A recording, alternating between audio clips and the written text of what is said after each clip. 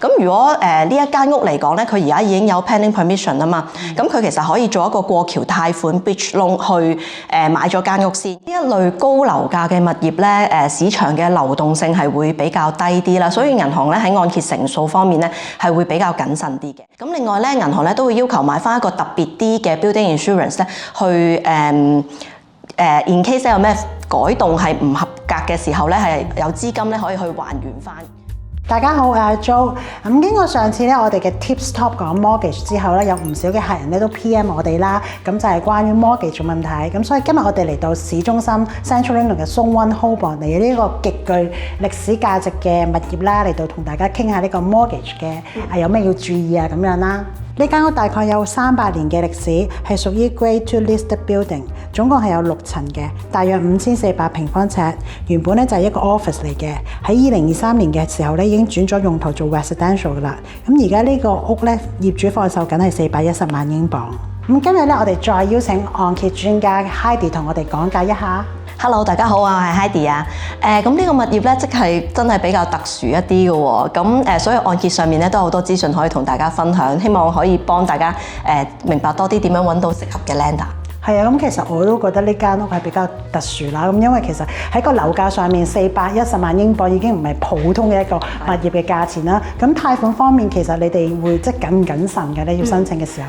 其實呢一類高樓價嘅物業咧，市場嘅流動性係會比較低啲啦，所以銀行咧喺按揭成數方面咧係會比較謹慎啲嘅。咁我哋通常咧會就翻呢一個需要咧，會幫客人揾翻一啲 private bank 啦，或者係一啲專做 high net worth 客人嘅銀行咧去做呢一個貸款嘅。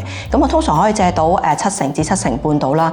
如果客人其他資產比較雄厚啲啊，實力比較高啲嘅話咧，就可以借到8成嘅。咁所以你都可以睇到係比整體一般住宅嗰個按揭成數咧係會緊張啲嘅。咁所以其實你哋都有個 target， 就啲 lender 會係一般係 high end 嘅客，係要揾啲特別啲嘅。咁另外呢個業主咧，其實就將呢個咧本身嘅 office 咧轉做 residential 嚟嘅。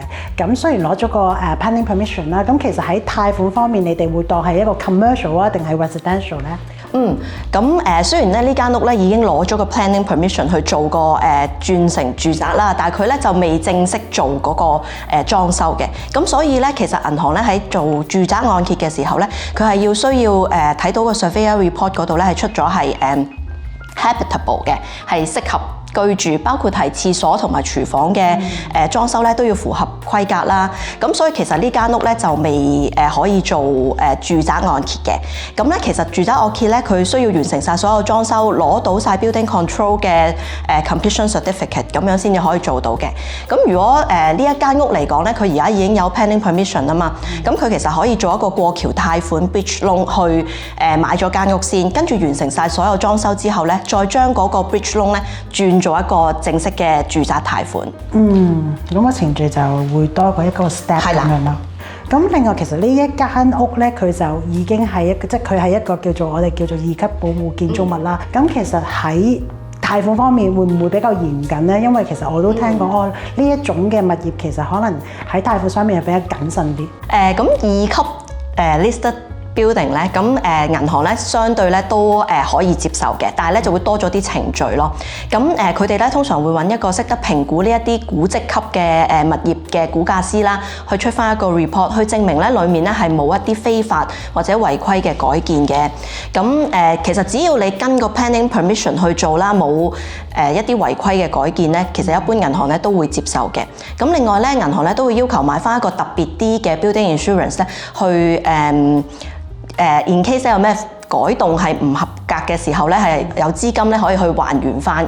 咁其實一般嘅銀行咧有呢一啲條件之下咧，都會接受呢一種嘅物業做按揭嘅。咁即係之前我哋都講過呢個係一個 Grade listed building 啦。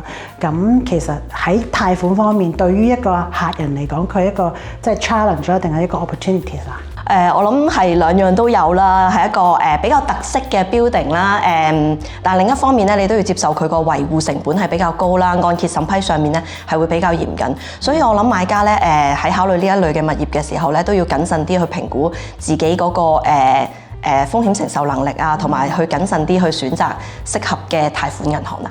咁呢個 listed building 咧係咪係長遠投資咧？咁呢個就見仁見智。咁如果大家咧有啲咩關於物業或者 mortgage 嘅問題，可以隨時揾我哋㗎。